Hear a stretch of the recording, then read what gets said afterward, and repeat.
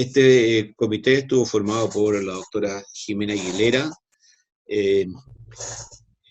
salubrista epidemiólogo, la doctora Raquel Child, que tiene salubrista epidemióloga, creo que después también tuvo tu trabajo en banco de sangre, tengo entendido, pero después estuvo mucho tiempo a cargo del comité del CONACYDA, tuvo experiencia internacional, en tanto en Suiza como en México, y era un tema que era muy familiar para ella. Ambas fueron invitadas a que compartieran con miembros de la academia, que la doctora María Eugenia Pinto, la doctora María Elena Santolaya, y a mí me tocó el rol de coordinar esto. Este fue un trabajo realizado entre marzo y diciembre del 2019.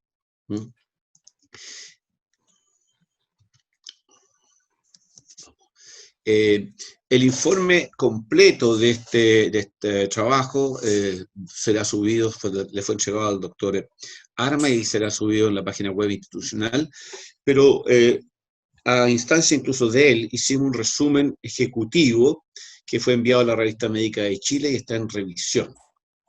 Pensamos que era una buena forma de ampliar y de expandir la posición del comité, por lo menos, al respecto. ¿Cuáles fueron los objetivos de este comité? Me voy a permitir leerlos. El comité consultivo, usamos esa palabra siguiendo el camino que han tenido los comités de la Sociedad Chilena de Infectología. El comité consultivo de VIH ha tenido por objeto elaborar un documento consensuado entre sus miembros, en donde reuniendo todos los antecedentes desde el punto de vista epidemiológico, fisiopatológico, clínico, terapéutico, general, y además de los antecedentes globales, pudiéramos analizar la situación de esta epidemia en el país y ver, como decía, cuál es la situación, en nuestra opinión, cuáles son las fortalezas, debilidades del programa nacional como país, no solo como medicina pública, ¿cierto? Y ver también cuáles son sus logros, brechas, desafíos, y hacer unas recomendaciones, con el fin que el objetivo que tiene la academia de aportar a la medicina lo mejor que se pueda de la medicina del país y el estado de salud. Lo que es muy importante tener presente que este documento representa la opinión consensuada de sus autores, y si bien fue convocado en el seno de la Academia Chilena de Medicina, Instituto Chile, no es el planteamiento oficial, y eso lo dejamos muy claro en el informe que se hizo,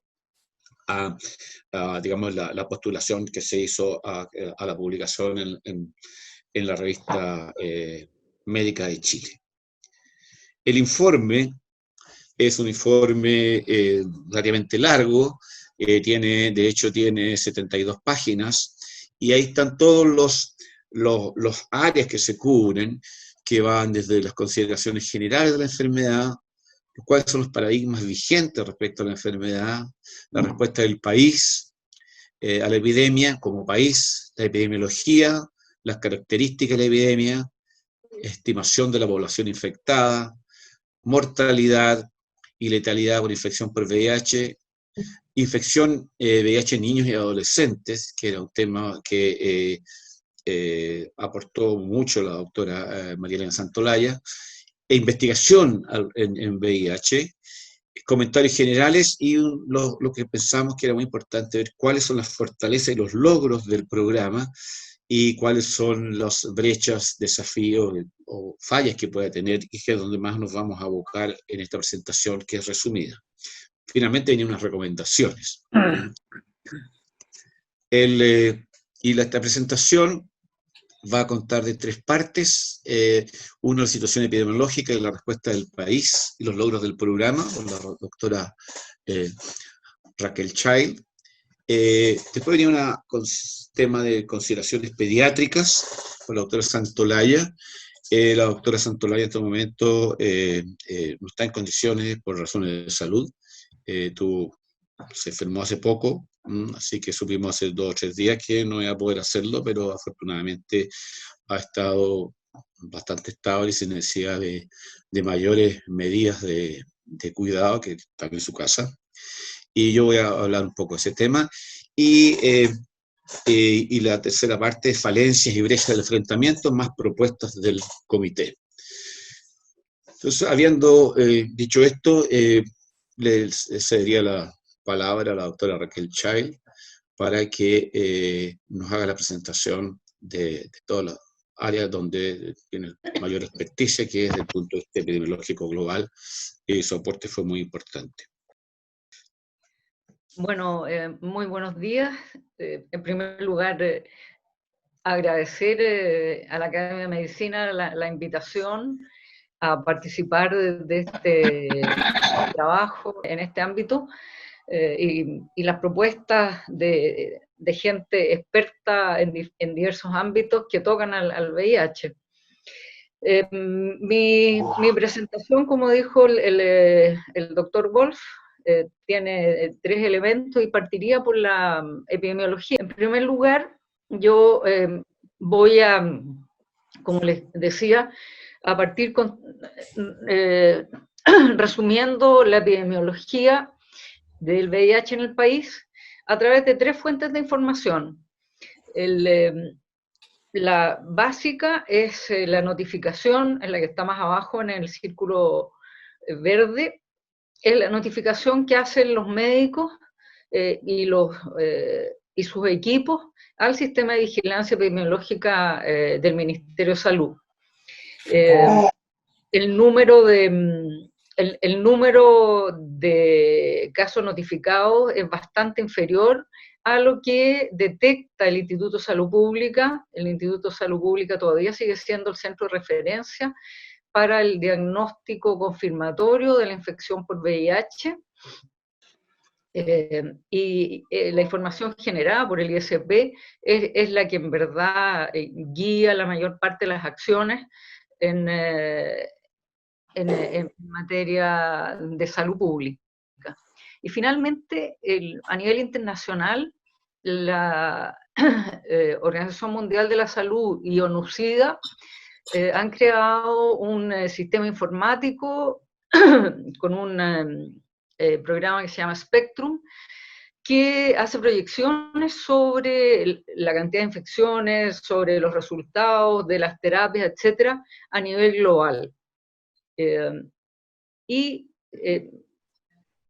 Los números que muestran cada uno de estas fuentes de información se las voy a mostrar en las siguientes láminas. En primer lugar, perdón, las estimaciones de Spectrum dicen de que en Chile a fines del 2017, en la última fecha disponible que teníamos al realizar este trabajo, dicen de que en Chile habría 67.000 personas viviendo con VIH,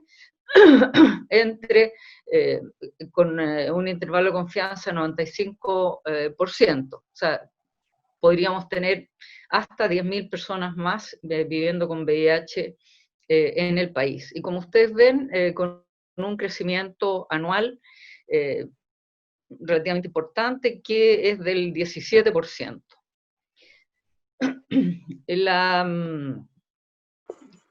segunda fuente de información es los diagnósticos que hace el Instituto de Salud Pública y la información que entrega el ISP en su distribución por sexo, en casos absolutos, números absolutos y en tasas, muestran que hay, la tabla no está muy bonita en verdad. Bueno, lo primero es que hay una relación entre hombres y mujeres que ha ido creciendo en el tiempo. Esto quiere decir de que había hasta el año 2017 un mayor número de hombres que mujeres infectadas. Sin embargo, el año 2018 esto ha cambiado.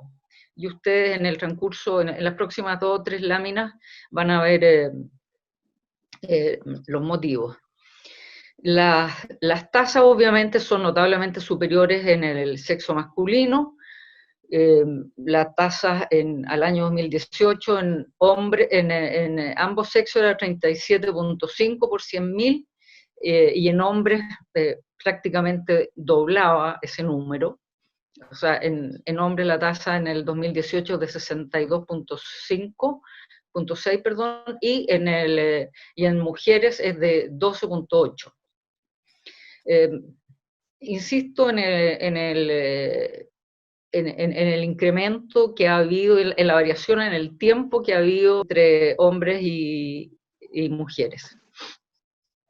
Pero también aquí hay que notar que las tasas aumentan en ambos sexos. En la distribución por regiones también hay algunas características interesantes, siempre información fuente del ISP. Podemos observar que, bueno, la tasa nacional, como ya dije, prácticamente dobla en la primera región, Arica y Parinacota, pero también está más alta que la tasa nacional en Tarapacá, en Antofagasta, que son las regiones que en verdad llaman la atención por las tasas que tienen. La región metropolitana tiene una tasa alta también de 52.6 personas por 100.000 habitantes viviendo con VIH. Y otro hecho que llama la atención es la región de Magallanes, que también tiene una tasa equivalente al país. O sea, como resumen, en regiones la epidemia está concentrada en el norte y básicamente en la región metropolitana. En cuanto a la nacionalidad, que es una información que se ha ido recopilando desde el inicio de la vigilancia epidemiológica, podemos ver que a partir del año 2015 empieza a cambiar la nacionalidad de los casos diagnosticados por el instituto. En el año 2015, el 88,5% de los diagnósticos eran en personas chilenas, pero esto baja al 62.4% en el último año estudiado, a 62, como decía, perdón, 62.4%. Y los extranjeros suben de 9.2 a un 37,1% de los casos diagnosticados. Y eso obviamente tiene que ver con la migración que en los últimos años hemos tenido en Chile. Otra información emanada del sistema de vigilancia epidemiológica, de la notificación que hacen los médicos al Ministerio de Salud, muestra que en el sector público teníamos en verdad 34.000 personas en control. El 94% estaban en tratamiento antirretroviral y la mayor parte de ellos eran hombres.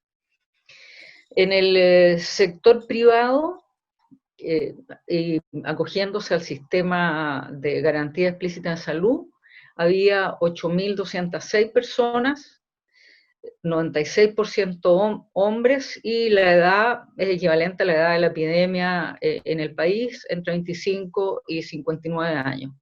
El incremento en el número de personas en control en el sector privado es de 19% anual, y lo que es un poquitito superior al promedio del crecimiento de la epidemia en el país, que como yo señalé, según Spectrum, sería del 17%. Y finalmente en este ámbito decir que hay un 8 a 10% de personas que abandonan el tratamiento y que no es posible de seguirlas.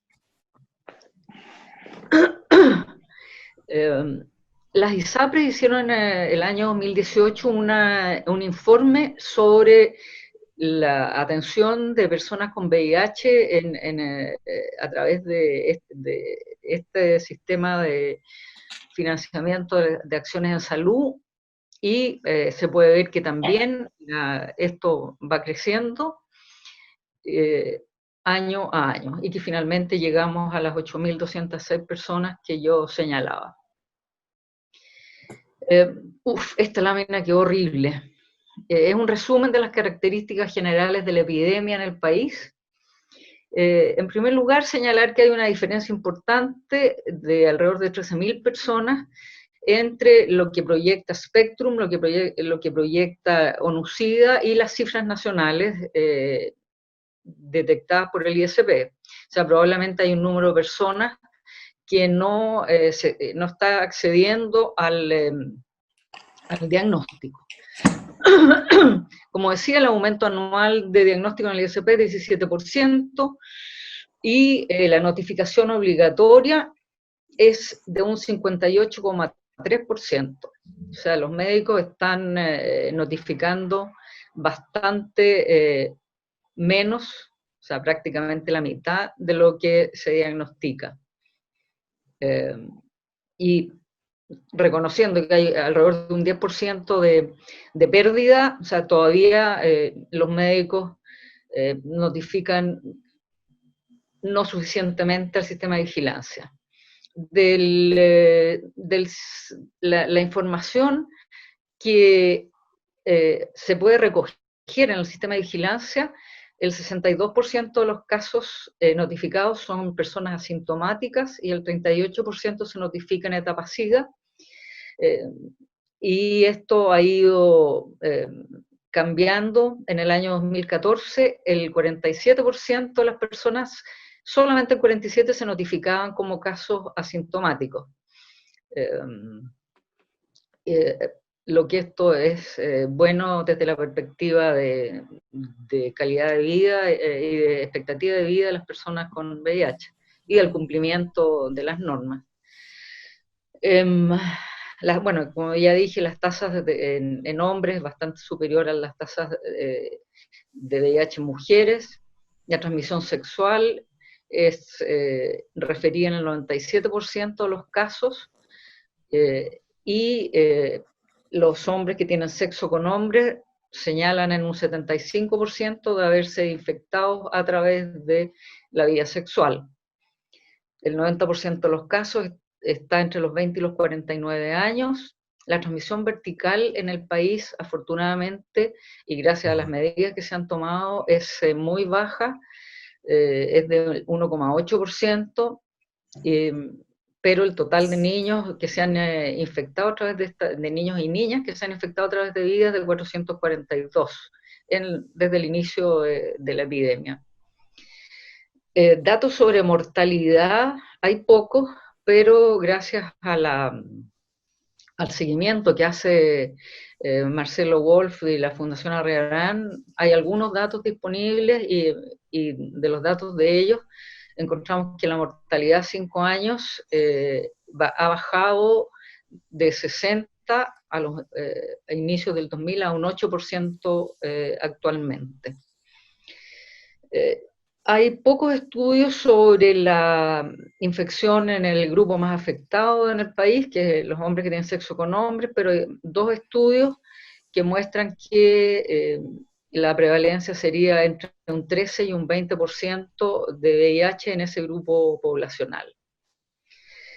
Ahora, si pasamos a lo que ha hecho el país en materia de VIH, podemos decir que ha habido una respuesta amplia que ha sido el ámbito sanitario, científico, administrativo, financiero, legal y social.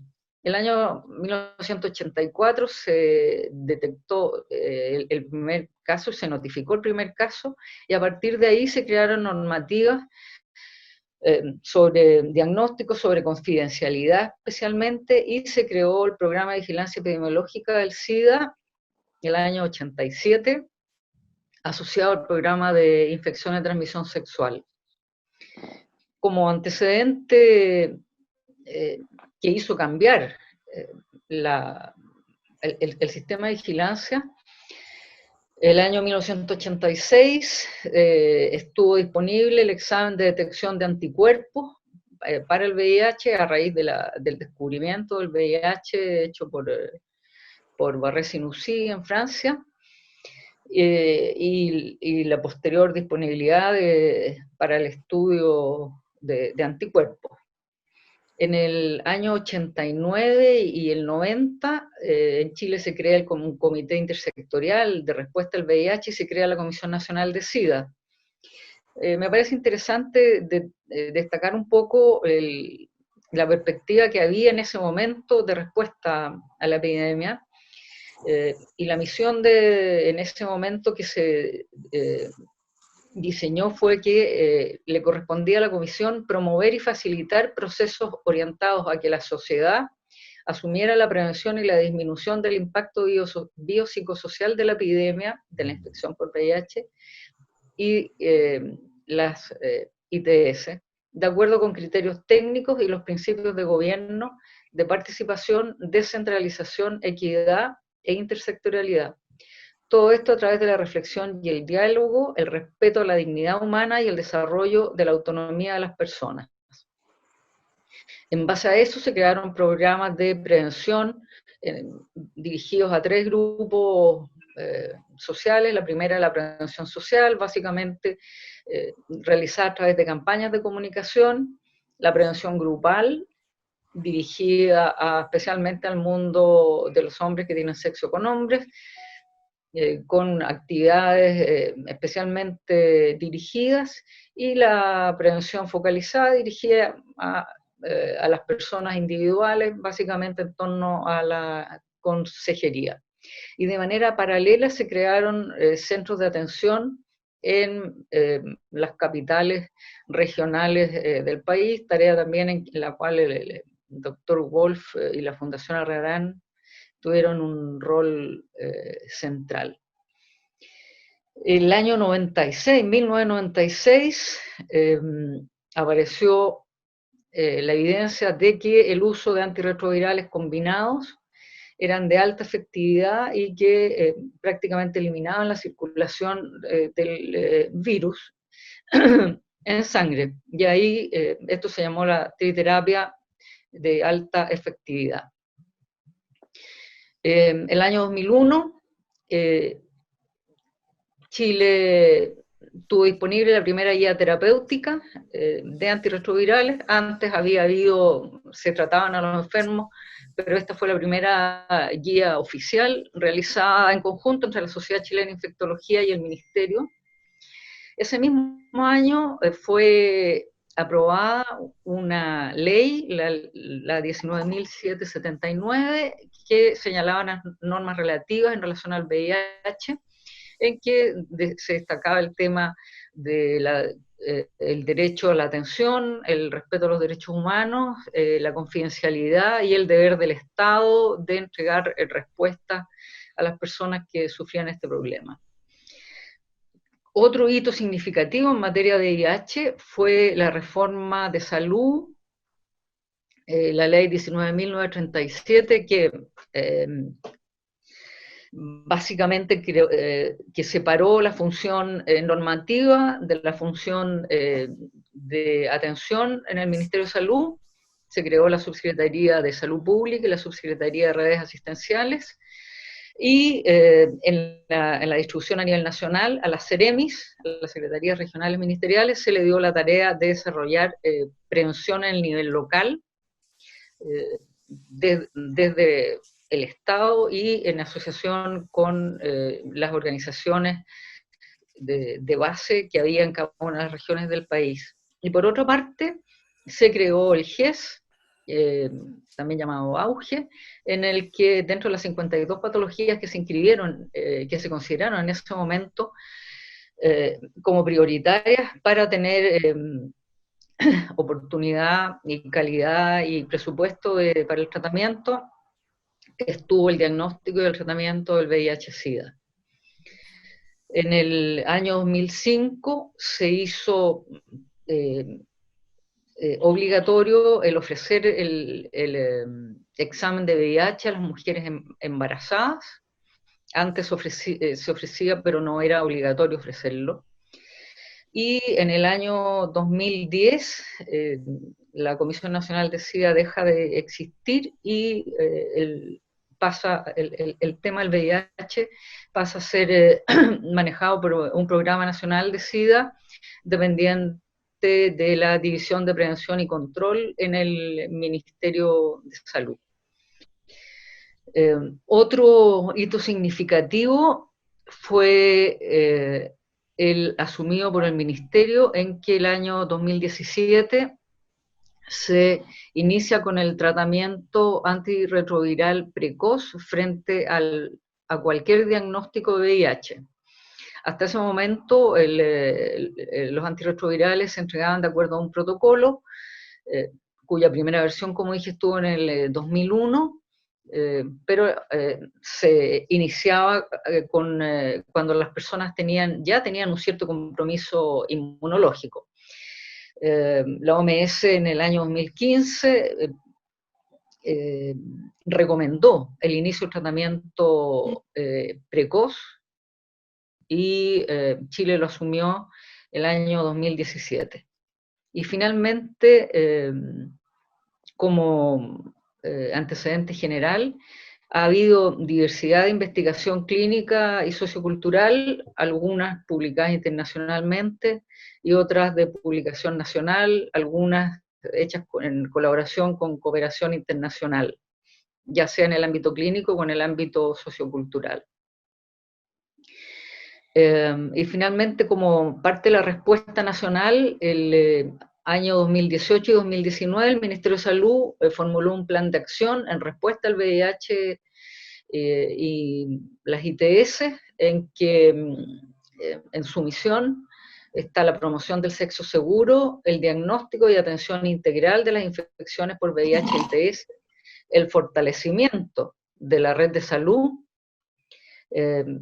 el desarrollo de sistemas de información y gestión, seguir con la función de rectoría y regulación, e iniciar una estrategia de prevención nueva, que es la llamada PrEP, o la profilaxis preexposición. ¿En qué consiste esta estrategia? Es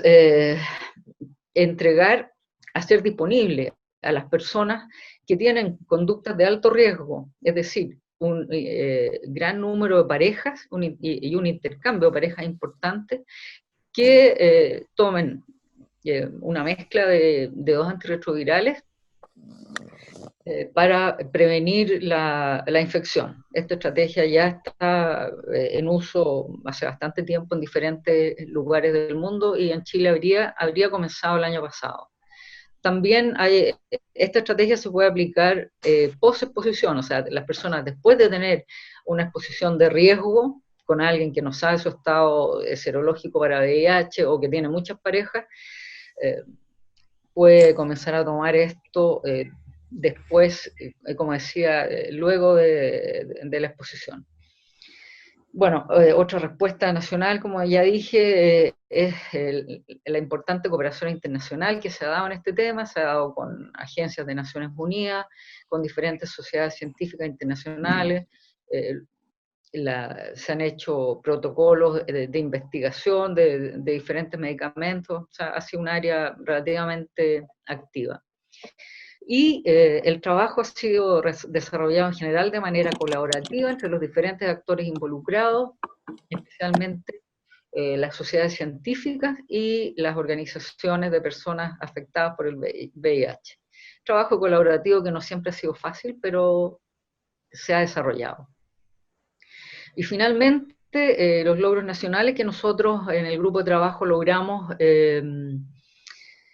consensuar fueron que, en primer lugar, había habido un compromiso político y sanitario precoz y efectivo, que la disponibilidad del examen diagnóstico de uso preventivo, por ejemplo, en los bancos de sangre y en los trasplantes de órganos, y para el diagnóstico clínico estuvo disponible precozmente, que ha habido un registro certero de los diagnósticos centralizado en el Instituto de Salud Pública, que ha habido coordinación ministerial de acciones preventivas, terapéuticas y de monitoreo, que hay un cuerpo legal protector de derechos de privacidad y no discriminación, que hay centros de atención públicos especializados en todos los servicios de salud. Hoy día hay más de 40 centros de atención de personas que viven con VIH, que la patología por VIH, su diagnóstico y tratamiento es parte del GES, que hay hoy día un buen acceso a tecnologías diagnósticas y medicamentos antirretrovirales actualizados, que la incorporación de las actualizaciones de los avances tecnológicos en diferentes ámbitos ha existido, que la prevención de la transmisión vertical del VIH ha sido eficaz en cuanto a normativa y a tecnología apropiada. O sea, ahí hay tecnología de laboratorio que permitió precozmente el diagnóstico de la infección neonatal, que tenemos una sobrevida incrementada y una morbilidad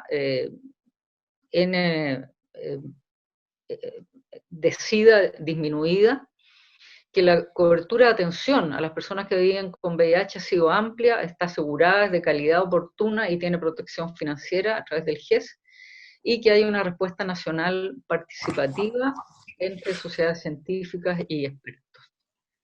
Y creo que con eso he resumido una parte de nuestro documento.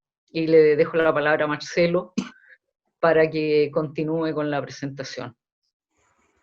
Muy bien, yo daré la segunda parte y creo que después podemos conversar el tema. Quisiera muy someramente, ya Raquel ha dicho algunos de los aspectos pediátricos, pero resumir todo lo que pudo aportar la doctora Mariana Santolaya, y que es la parte pediátrica, y que se refiere a menores de 18 años de diagnóstico. En este caso, eso ha ocurrido en el 95% de los casos por transmisión vertical de la madre durante el periparto, ya sea habitualmente en el momento del parto es lo más importante. Ya se mencionó que ha habido 442 casos registrados hasta 2018, y muy interesantemente, el 80% de los casos de estos 442 se registró hace 14 años. Y eso, el 20% restante, el que ha ocurrido después, y claramente está muy relacionado con la pesquisa preventiva de infección por VIH en la mujer embarazada, que es de oferta obligatoria, pero se puede rechazar, pero en general eso es muy bajo, y eso va asociado a una respuesta de un programa de prevención con terapia antirretroviral que es muy efectivo, porque la historia natural de la transmisión es que se había visto, sobre todo en países de menor desarrollo, hasta un 35%, en otras partes un 25%, o sea, entre 1 cada 3 y 1 cada 4 niños nacidos de una mujer embarazada infectada se contagiaba. Pero este programa, que ha sido muy efectivo, lo ha disminuido significativamente a menos de un 2%.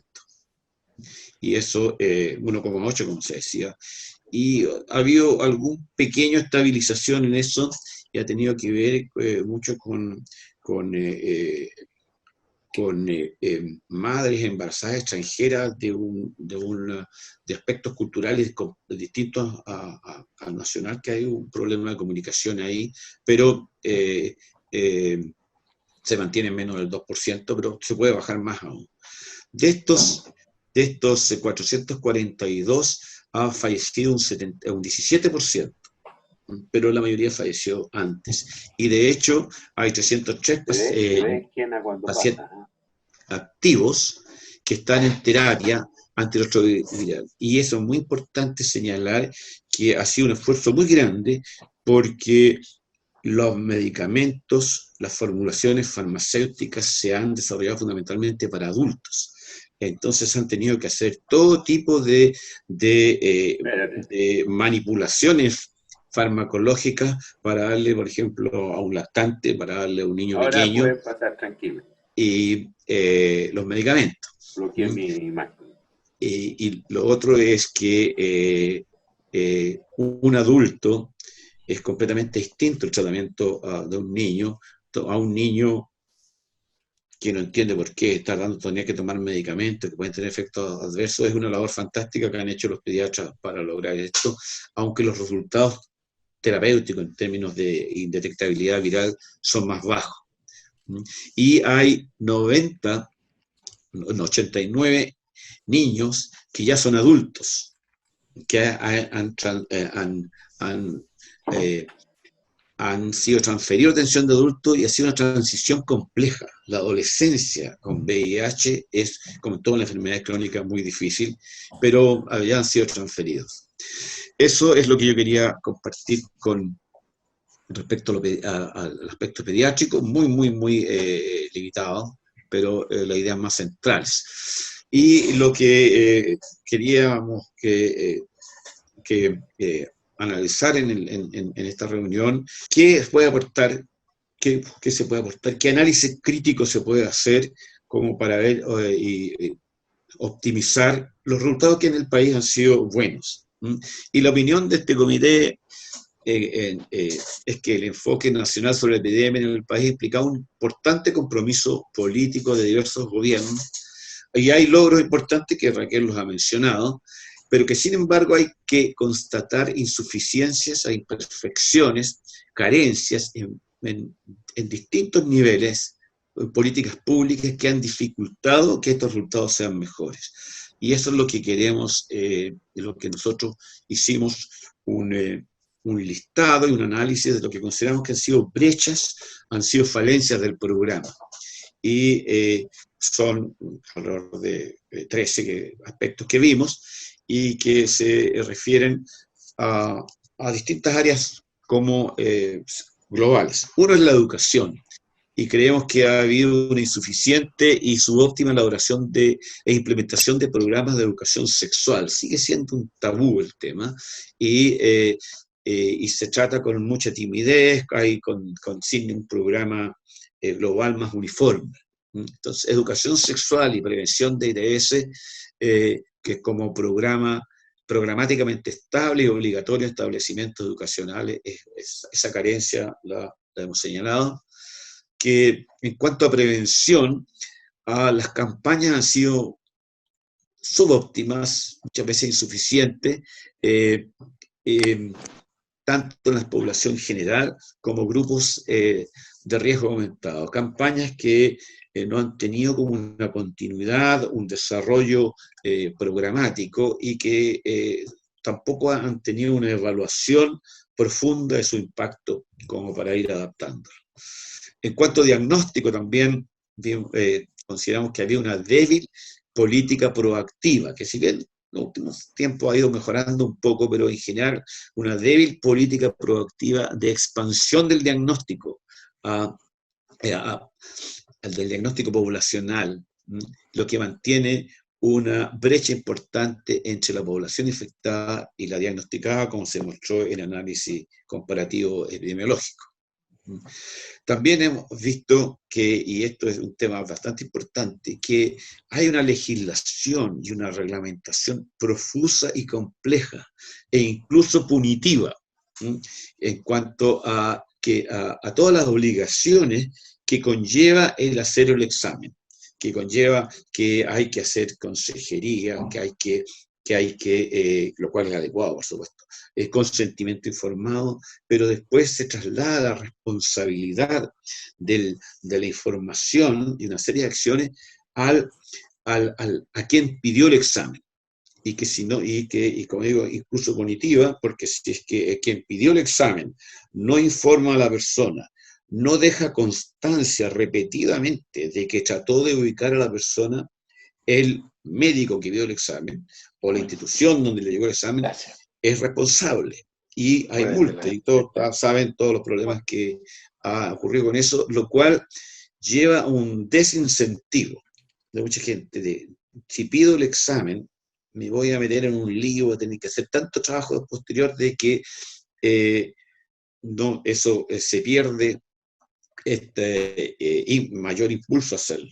Y se ocurre lo que se llaman las oportunidades perdidas, en que la gente que eventualmente se le diagnostica VIH, una proporción importante ha tenido contactos médicos previos, 30, 40%, en donde se perdió la oportunidad de haberle fomentado este estudio, este examen. En quinto lugar, un tema que es muy propio del país es la excesiva centralización de los procesos de confirmación. Hay solo un centro que confirma la infección por VIH en el país, tiene sus ventajas, las tuvo, pero una vez que se va expandiendo ya se transforma en una dificultad. Entonces, una centralización del diagnóstico y del monitoreo. Hay no más de 4 centros en todo Chile para hacer los exámenes de monitoreo del tratamiento. En sexto lugar, el análisis epidemiológico. Consideramos que falta una mayor evaluación de la epidemiológica de la epidemia, su evolución y las causas de estos cambios, y además un mayor conocimiento o información hacia la población de los hallazgos. Se mencionan números, se hacen algunos comentarios o análisis generales, pero la epidemiología es mucho más rica que eso y esa parte más compleja no ha sido bien desarrollada. Hay en Serología una excesiva carga administrativa, muchas veces redundantes en los centros asistenciales. En los centros asistenciales hay que llenar el papel de notificación, hay que llenar el GES, hay que llenar el inicio de la prestación GES, la terminación del papel del GES, y es una cantidad de papeleo que consume una proporción muy importante del tiempo del personal de salud, que lleva a incumplimiento también de esos aspectos. En cuanto siguiendo con esta brecha y falencia, hay claramente una infraestructura y recurso humano que en muchas otras enfermedades también pasa, pero básicamente no hay una seguridad de que en base al aumento de pacientes y de atención se aumente el recurso humano y se mejore la infraestructura.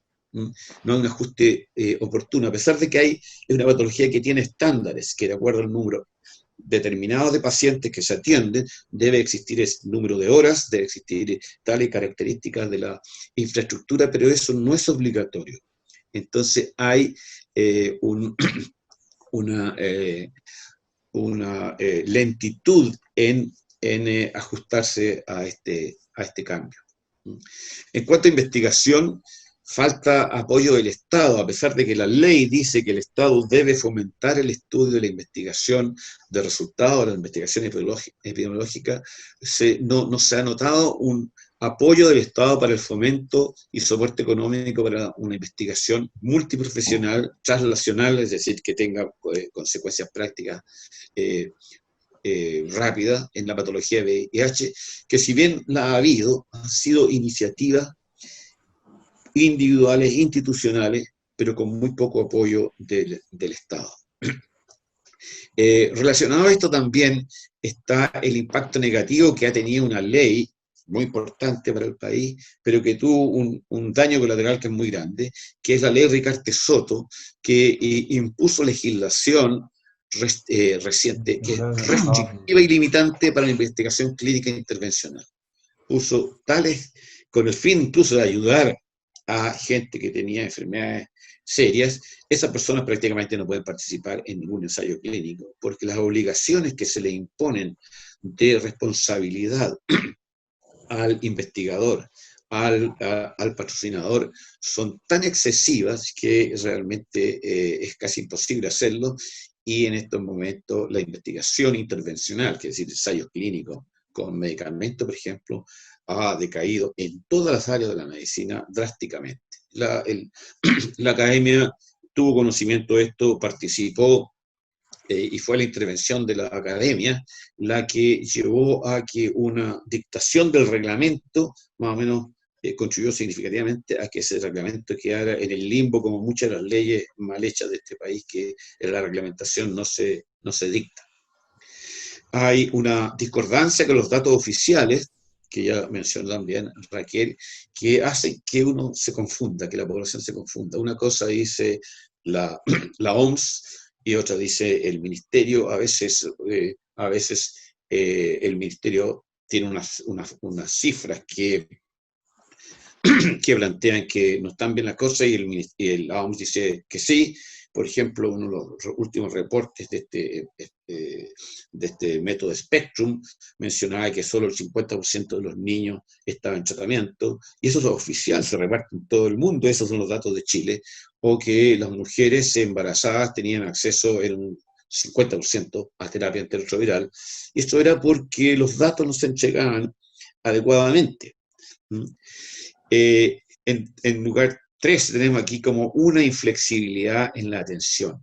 En el sistema público hay muy poca flexibilidad para los horarios de atención, tiene que atenderse entre tal y tal hora, los periodos de entrega de medicamentos son mensuales, y la realización de exámenes muchas veces son en lugares a distancia, y esto en una población que es distinta a la mayor parte de la población con patologías crónicas, que es gente mayor y que tiene una actividad laboral bastante moderada, o muchos no están trabajando, pero la población VIH es laboralmente activa en un porcentaje altísimo.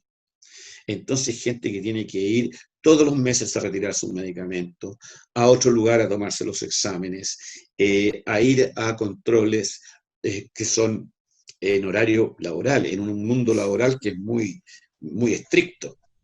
Entonces, esa inflexibilidad que también cada centro podría mejorarlo, pero hay sistémicamente una inflexibilidad en la atención y en la actualización. El VIH es un tema tremendamente dinámico, que va cambiando las normativas, las indicaciones, la medicación, y hay muy poca flexibilidad en las normas ministeriales para ajustar oportunamente las guías terapéuticas, incluido cambios que pueden ser hasta económicamente más efectivos. Y el tema es que, como es una patología GES, cualquier cambio se tiene que hacer por ley, no por reglamento.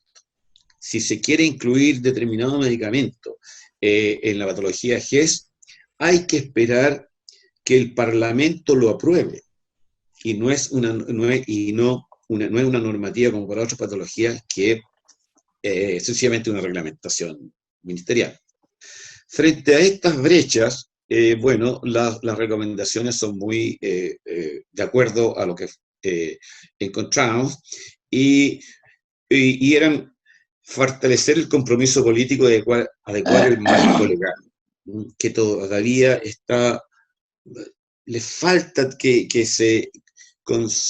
haya como una estrategia común. Hay muchas cosas que se contraponen y es muy complejo.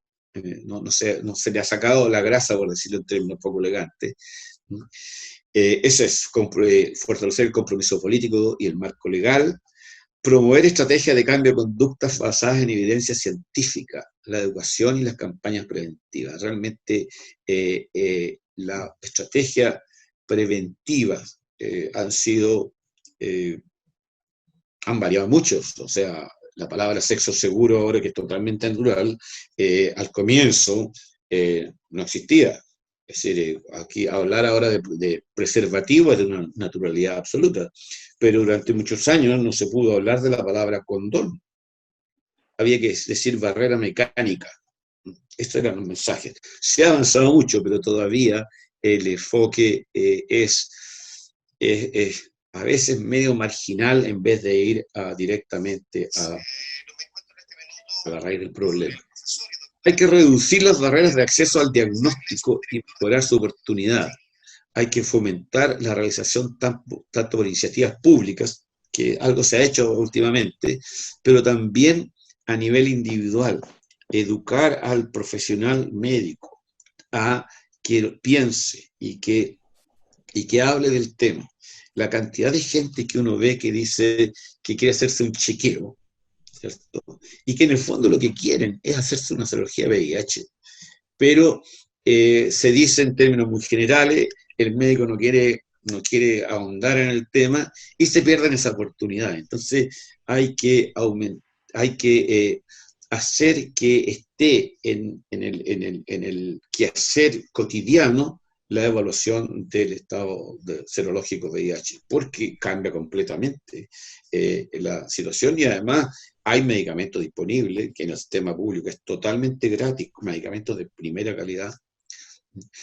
Entonces, hay que también aumentar, y es una petición pediátrica, la oferta, el diagnóstico en la mujer embarazada, porque la oferta, que es muy buena, ha tenido buenos resultados, es un test serológico durante el embarazo.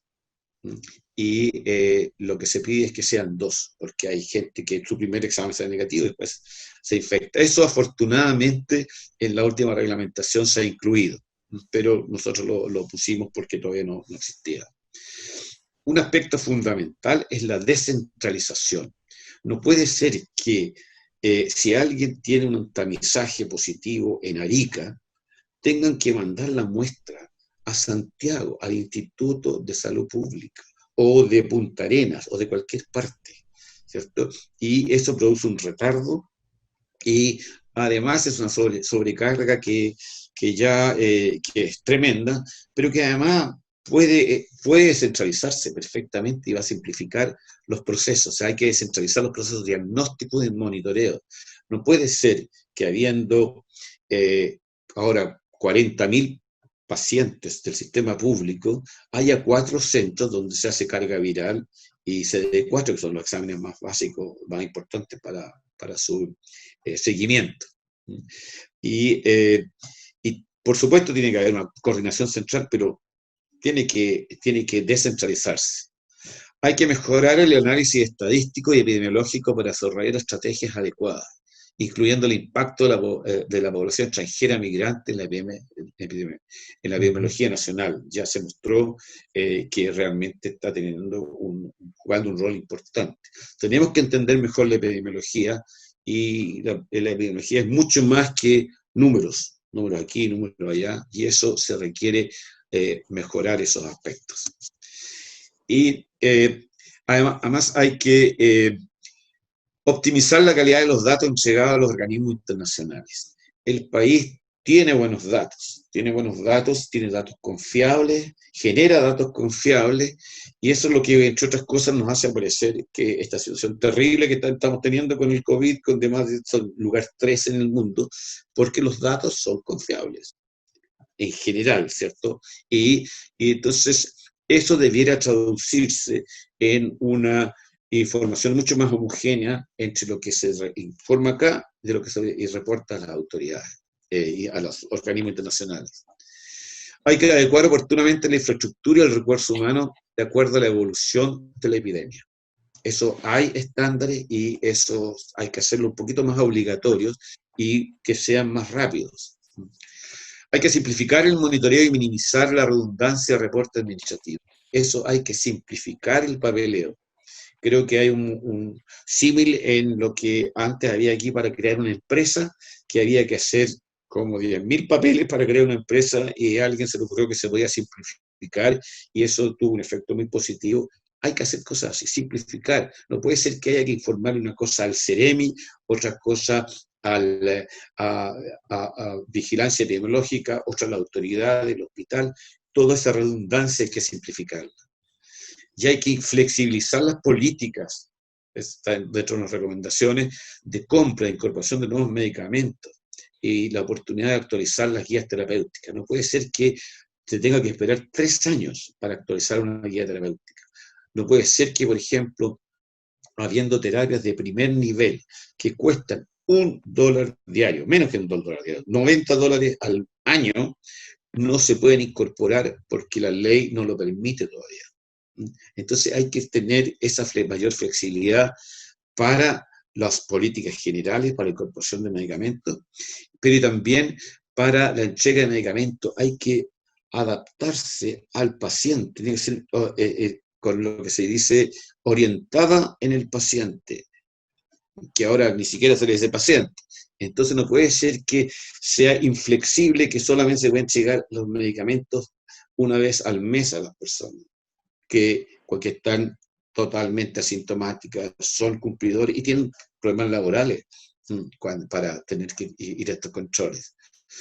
Hay que fomentar como Estado la investigación clínica epidemiológica y de ciencias básicas en VIH y sus consecuencias. Ese fomento del Estado notamos que no estaba presente, y hay que incrementar la participación social en la toma de decisiones. Siempre ha estado bastante más elitista, por así decirlo, en cuanto a los niveles de instituciones. Y básicamente esas son las insuficiencias que hemos visto y que hemos consensuado, y propuestas que están dentro del documento y que planteamos que puede ser un aporte de la Academia Chilena de Medicina para mejorar y optimizar lo bueno que se ha hecho, pero se puede mejorar más aún. Esa sería mi presentación. Muchas gracias, Marcelo, y gracias a la doctora Child por esta presentación tan completa. Creo que también tenemos que agradecer al comité consultivo que trabajó en este informe y que, como hemos visto, tiene propuestas que esperamos que sean muy significativas.